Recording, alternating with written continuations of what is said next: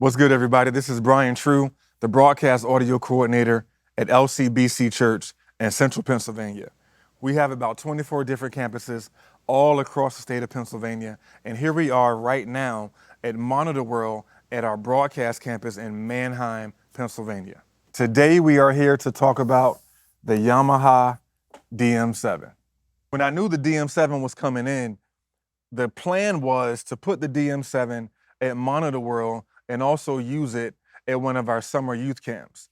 And here's Chris Moyer to tell you more about how it felt working with the DM7 at our youth camp right at front of house. The first thing right off the bat that I really like about this console is the user interface and just the overall workflow. Everything that I need is right there on the home screen in a way that makes sense, and that gives me all the information I could possibly want just at a glance. And then if I want to go into any of those parameters in more depth, I can just click on it and I'm right there where I need to be. So I really like that. It feels like audio engineers designed it for audio engineers and just makes sense, and it's very intuitive, even just sitting down for the first time. The experience mixing on the DM7 was such a pleasant experience. It was super easy to set up straight out the box. I just went straight to the routing page and got all of my inputs via Dante, and all of the inputs showed up right away. It was not a major learning curve. That's one thing I love about Yamaha, is that most of their devices seamlessly work very similar to one another.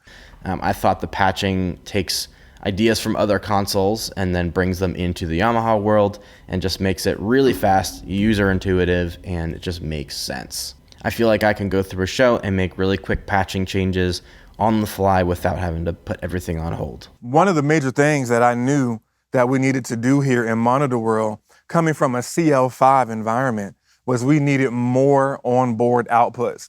Getting more onboard outputs allowed us to do several different onboard monitor mixes versus on the CL5 where you needed the Rio in order to do those analog outputs. But with the DM7 natively, we got the outputs that we needed so that our musicians and our singers, if they chose to, could utilize the onboard mixes versus a personal monitor mix. One of the things that I loved about transitioning to the DM7 is the ability to mix in 96K versus the 48K on the CL5. And one of the things that my MD told me just the other day, he said that the mix sounds, quote, much cleaner. And I can only attribute that to what's going on inside of the DM7. One of the main concerns that I had in putting this desk at Monitor World is that Monitor World is where a lot of our volunteers serve. So I knew that if I was going to make the decision to put this in such a delicate position, that my volunteers are going to have to be on board with this decision going forward. And I must say that all the volunteers love the console. They love the two screens versus on the CL5 where you only have the one screen. And they also love the ability to have all the user-defined keys right on the touch screen as well. Here at Manheim, at front of house, we're using a Yamaha Revised PM5, and broadcast, we're using a PM3. So including the DM7 in that ecosystem allowed us to have a very similar workflow. If I did not already have a Revised PM3 in broadcast, I would love to see what this guy would do in a broadcast environment.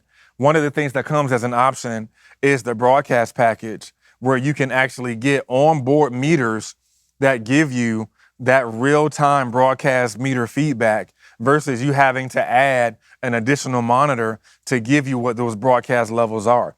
Super dope to have if you're in a broadcast environment. And also, it has an audio follows video function that's crazy to include on a desk like this. Thank you, Yamaha. Thank you, Church Production Magazine. This desk right here, you need to get it, for sure.